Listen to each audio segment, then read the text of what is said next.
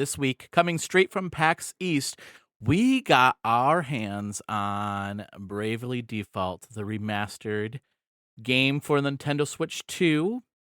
And we talk about updated visuals. We talk about some gameplay tweaks. We talk about some surprises along the way. We talk about what stood out and why this might be one of the Switch 2's most promising launch titles. So, sit back, relax, and enjoy the show. This episode of the Gamerheads Podcast is brought to you by Seven Bridges Premium Gourmet Yum Yum Sauce. Enhance every bite with our savory blends of flavors, perfect for meats, vegetables, and crispy treats. Whether you're dipping, drizzling, marinating, grilling, roasting, or snacking, Seven Bridges Yum Yum Sauce takes your culinary experience to the next level. Get yours today and make every meal a gourmet delight. Hi, I'm Celia Schilling from Yacht Club Games. Hey, this is James from Mega Cat Studios. Hey folks, this is Matt, aka Stormageddon from Reignite and the Fun and Games Podcast. This is Stephanie from the Boss Rush Podcast and the Boss Rush Network. Hey, this is Mark and Keon from Bunte Avond. Hey, this is Sebastian with the ProNerdReport.com and the Single Player Experience Podcast. Hi, this is Chris. Mike. And Garrett from Daylight Basement Studio. Hey, this is Baron J67 from Level 1 Gaming. Hi, I'm Jacob McCourt from the Left Behind Game Club, Crossplay Conversations, and Video Game Trivia. Hey, this is Todd Mitchell from Code Right Play. Salutations, this is Mike Carroll from Stroll Art. Hey, this is Jeff Moonen from Fun and Games Podcast. What's good, y'all? This is Adam from Respawn Aimfire. Hey, this is Patrick from the Backlog Odyssey. Hey, this is Rune from Runic Codes. Hi, this is Andrew from Spalato Bros. Hi, everyone. Jill Grote here from the Indie Informer. Hello, this is the Crypt Master, and you're listening to Roger you're listening to Roger on the Gamerheads Podcast. Welcome to another episode of the Gamerheads Podcast. My name is Roger. This week we have a really special episode. I have Asa with me this week. Asa, welcome to the show. Thank you for having me, Roger. Happy to be here. Yeah. This is your second epised. Yeah. Which is awesome. Fireside chat this time. Yeah, it is just you and I. Because this week we both were in the room. I did not get to play the game, but you did. You got to play Bravely Default Flying Fairy Remastered HD. On the Nintendo Switch 2 at PAX East. Switch 2. Yeah. Yeah. That's super exciting. I am now realizing I think only one person went after me, and we were there for a little bit. So anybody else could have jumped in. Yeah, I could have jumped in. I'm just now realizing that. Yeah. Yeah, I could have jumped in. And they said that. They actually said you can play too. But I thought, it's okay. I didn't want to take up too much of their time. And I mean, we're going to be talking about it, but it was only 10 minutes. They really locked that down. You sat down and they're like, timer starts as soon as your butt hits the couch. But you got to play, which is really cool. Yeah. So can I ask a quick question? Well, I have a couple questions, but did you play the original on the 3DS? I did. And I meant to pull my copy out. I've actually got a... Oh, I have it. I have mine right here. There's a bin right here full of games, and it's... yeah. So you played the first one. Mm-hmm. What was your first reaction when you picked up the Switch 2 and started playing the remastered game? So my first reaction was breathtaking because it started off by showing a little trailer, almost like, back in the olden days, if you would sit in the menu for too long, it would either play some gameplay or it would play this baked in trailer. So it started doing that, this opening cinematic, and the graphics alone, I was like, wow. And we kind of talking and not talking about other games that we played. It was one of those moments where I thought to myself, this is how I envisioned it looking. Yeah. When I played the original. Yeah. And I remember as soon as I got back from PAX, I popped in my 3DS. Or popped the original into my 3DS because I was like, I have to know, did it really look that good? Or and it's a massive improvement. I don't know why I was doubting, but it was breathtaking enough to make me go, wow, I might replay Bravely Default. like that's awesome. day one with the Switch 2. Yeah. And so it was just a brief moment of that cinematic, and then it was all right. We're docking and we're playing, and from there I was kind of like shuffled into two different sections. So, but I'll pause there because I don't know what your next question is. No. I think. Well, that's cool. I guess my question was going to be what stood out most in terms of the remastered. Was it the character models, the environment, the animations? What was like visually? What kind of struck you? So visually, obviously the fidelity, like the clear picture. The first thing that I looked for was I was looking at their feet. I'm like, do we still have like the ballpoint pen feet, or do we actually have toes and soles and arches? I'm happy that they kept the style. They do have like these little kind of like suggestive lines that there are feet, but the style is still very uniquely Bravely Default. And from what I got to play, so I guess, to kind of like dive into that, they had like two sections. So they're like, you can play story, like just dive right in and see the improvements. Or if you want to get a feel for the controls and see some new things that we added to the game, you can check out the mini games. Started to go to the story because I'm like, I'm eager to see what there is to see. And initially stopped, and I just asked the Nintendo rep, and I said, where do you think I'm going to get the best experience out of like now 7 minutes? Because we spent like the first couple minutes doing all of that. And they said mini games. So that's where I jumped in. And I have to say, like, the first mini game had me a little underwhelmed. So the whole time you're playing in mouse mode. That's really for the mini game portion. So like I said, we're docked. We're jumping into mouse mode because for these mini games, you're going to be doing a lot of sliding around. I'll get into like my actual like impressions for the controls in a little bit, but just talking about the mini games, the first one I did was like a rhythm music game, very like Persona Dancing All Night kind of vibes. They started me off with that one, I think, because it really was just getting used to the controls, because you're sliding around, matching up, like hit the different areas, clicking when you have to click, like very rhythm game-esque. And I was a little underwhelmed. I was like, this is nice to like get used to this type of control. But it wasn't like wowing me at all. Oh my gosh, sorry. The background of my computer is like game slip box art. Okay. And it just like rotates and literally Bravely Defaults up right now. Did it really? That's awesome. I'm not That's even amazing. kidding. That's awesome. I'll text that to you later. Okay. I really didn't plan that. That is fate. But the second one is, Roger, I'm not kidding. The second mini game blew me away. Yeah. And this one, the controls made complete sense, and I was really lost in the sauce when I was going. So you are piloting a steam, like an airship. Okay. I was gonna say a steamboat, but it's an airship. Very steampunky vibes, obviously. And it starts off very tame, very simple. You are flicking two levers with this hand, and then with this hand you are pulling the exhaust valve, and that's it. Level 2. All right, we're now going to do I'm going to pretend to know nautical terms where we're doing the thrust and the reverse.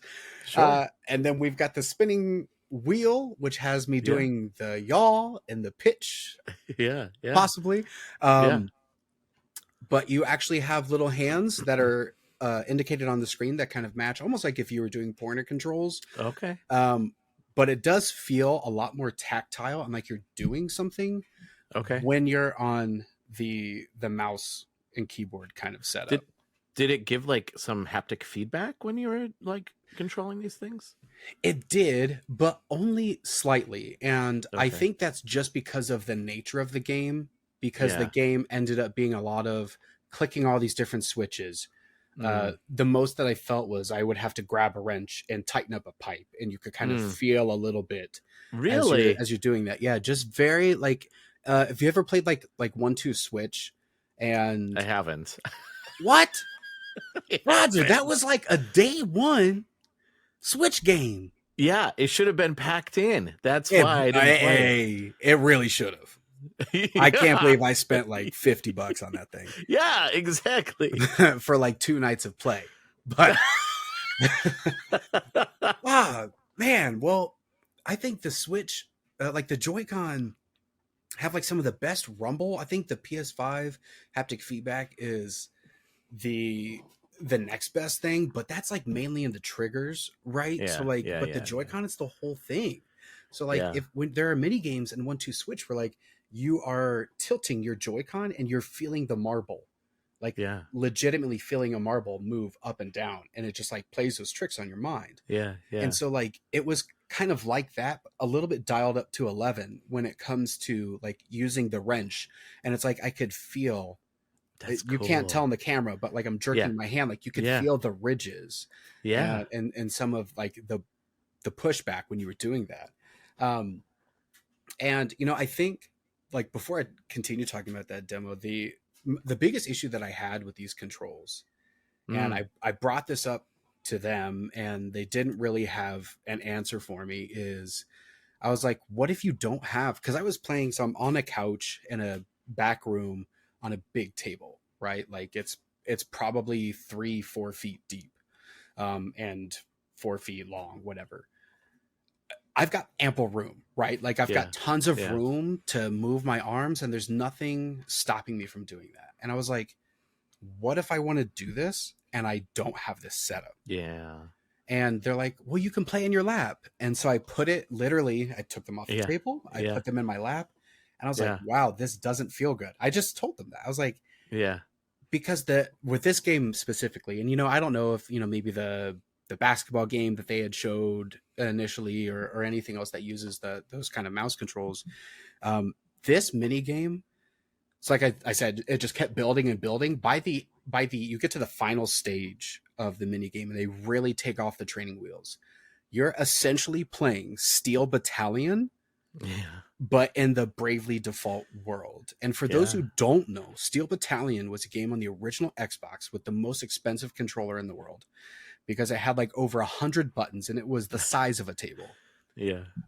But that's what this mini game felt like. And I was like, I'm going to put hours just into this mini game, because you're full on piloting this thing yourself. That's cool. Doing all the different switches, taking in radio calls, watching out for like incoming fire, bugs splattering. You got to clean it off, swatting. Like there was just like so much happening. And I'm just like, I'm going, right? Like I'm so focused, and this ship is not going down. Not on my watch. No, not on my watch. And you can't do that in your lap. Like there was so much going on. I needed all of that real estate. Like, you know what I mean? Like my arms needed to be free. So like being cramped, or even like if you're on an airplane, you know, like we fly for these things. So like a tray table? No, there's no way. There's no way. So they didn't have an answer for me, because I was like, well, can I just do pointer controls? Can I do just traditional controls? What if I'm only in handheld mode? They didn't have an answer. So this thing is releasing soon. I hope they do something to patch that, because it really is a great experience, and I think everybody should try it. Even if like you're not a big minigame person, it doesn't feel like Bravely Default. Again, it feels like a Skies of Arcadia meets Steel Battalion meets Bravely Default kind of thing. Yeah, that's awesome. Oh my gosh. Oh, that's so awesome. I overheard a little bit of your conversation when you were talking to them about that. So I'm glad you brought that up. I'm glad my loud mouth was echoing. No. It was a small room. It was a small room. Yeah, it was. So one of the things I think a lot of people have questions around, besides just the mouse controls, which I'm glad you talked about that. How did the new screen look? Because I know a lot of people were like really concerned with, I mean, I shouldn't say really concerned, but that's been some criticism of like, why isn't it an OLED? Why do we not have an OLED? How did it look for you? Because every report I've heard was it's gorgeous. Yeah. And it was gorgeous. Like, I understand like people wanting OLED and folks really clamoring for the best and the best when it comes to their tech. But like, I have an a Switch and a regular Switch, and I have an OLED Vita and a regular Vita, and by the end of the day, like I don't really have a preference. It basically all plays the same.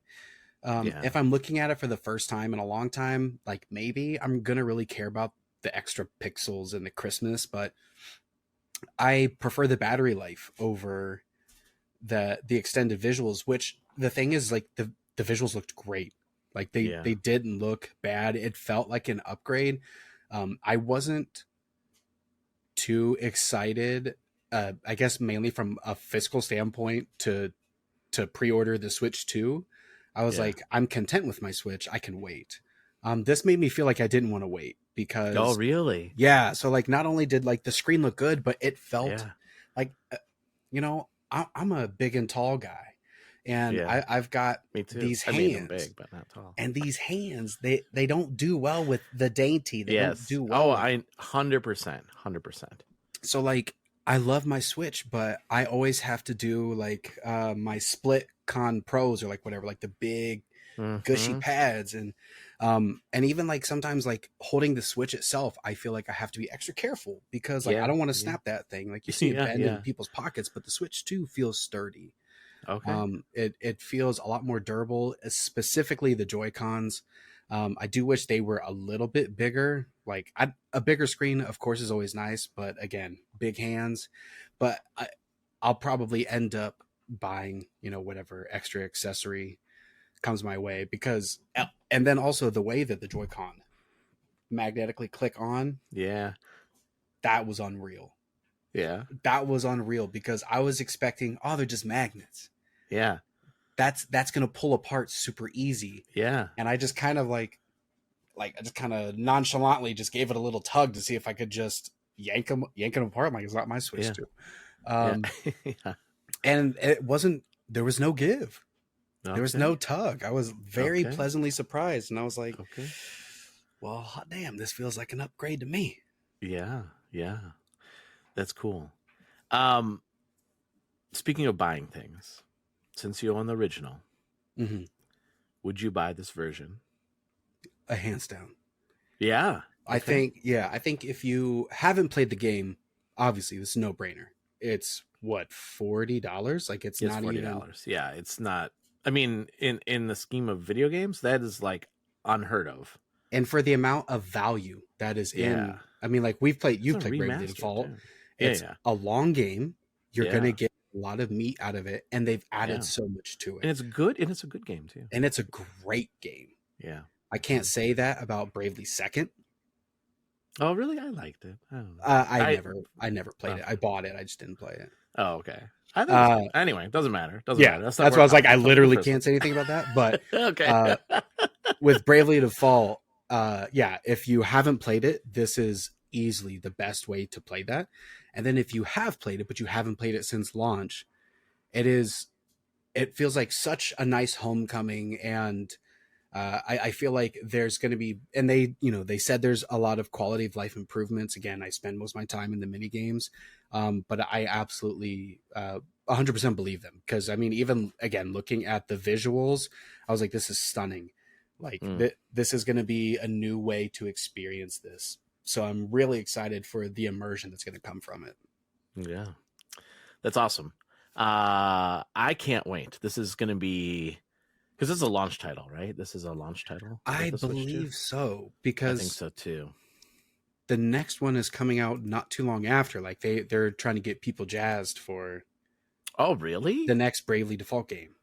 Am I wrong on that? Oh, 3? Or are they gonna bring 2 to the Switch? Now I can't remember off the top of my head. Releases 6/5, so it's a launch title. So okay. Yeah. This is one of those games that this is for me. I love the first one. And from what you're saying, in the mini games, I cannot wait to play this game. I am super excited. Well, and like when you think about the 3DS, that was like an RPG powerhouse. Yeah. Some of the best RPGs came out on that system, and this hands down is one of them. So Again, if you want to play one of the best RPGs that came out on the 3DS, do it. Nice. Well, Asa, thank you so much for taking time. And well, I mean, first of all, playing the game and then taking time to talk about it with me. I appreciate it. Before we head out, how can people find you on social media? Yeah, you can follow me on Blue Sky. I don't know I still don't understand your name and then the dot. But if you search A Green River, you'll find me. Okay. And then on TikTok, I'm A Green River as well. Okay. And listeners, you can follow us on Blue Sky at Gamerheads Podcast. You can follow me at Rogue Leader 1976 as well. You can go to our website where you can hear this show and other shows. Asa was on another show, the previous one, just recapping PAX. So you can go listen to that as well, read the reviews. And that's all at gamerheadspodcast.com. Again, Asa, thank you so much for joining me. There's nobody else. It's just me. It's just me. Thanks for joining me. Yeah. I'll be back. All right. And listeners, thank you so much for giving us a listen. If you like what you hear, leave us a review. We want to hear what you have to say about the show. If you want to support the Gamerheads Podcast, you can as well. Join us at patreon.com. For as low as $3 a month, you can join the Gamerheads Nation. And I just want to shout out to our patrons, Matt, Sarah, Adam, and Jill. Thank you so much for joining us on Patreon. We really appreciate it. We appreciate your support. Until next week, everyone, stay safe and game on. Bye.